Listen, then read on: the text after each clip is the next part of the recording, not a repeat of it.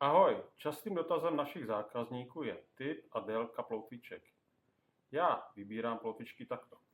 Ene bene rexa, střeva lezou ze psa a ten pán tulipán. Ne, takhle opravdu ne. Pro každé prkno je vhodná určitá ploutvička.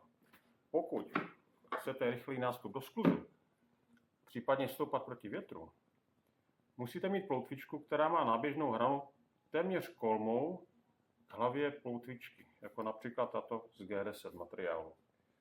Pro rychlý nástup do skluzu a vysoké rychlosti používáme slalomové ploutvičky z karbonového materiálu, který je velmi tuhý a při vyšších rychlostech se nekroutí. Pro freeridové prkna je náběžná hrana také rovná, ale ve spodní části se zaobluje, například jako u této K4 Fin z plastového kompozitu. Nebo můžeme použít tuto ploutvičku Select z materiálu G10. Pro waveové plováky používáme výhradně ploutvičky těchto tvarů. Předpokládá se, že bude hodně foukat, proto je náběžná hrana téměř celá oblá. Pro freestyleové plováky používáme ploutvičky tohoto typu.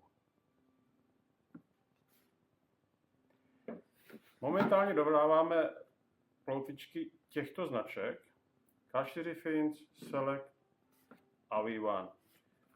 Největší výběr má firma Select, která se zabývá výrobou karbonových ploutviček pro slalomové plováky, ploutviček z materiálu G10 pro freeridové plováky, případně i Wave.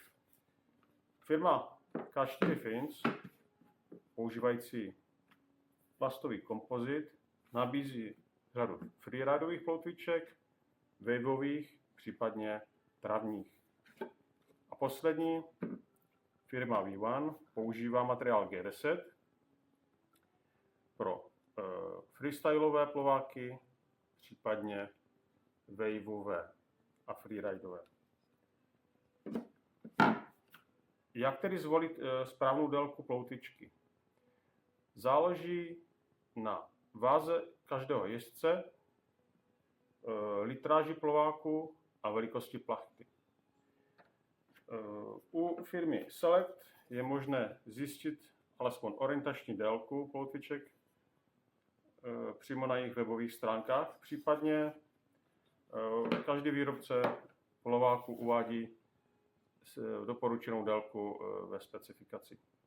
Takže přeji silný vítr a tak, abyste to zvládli. Ahoj.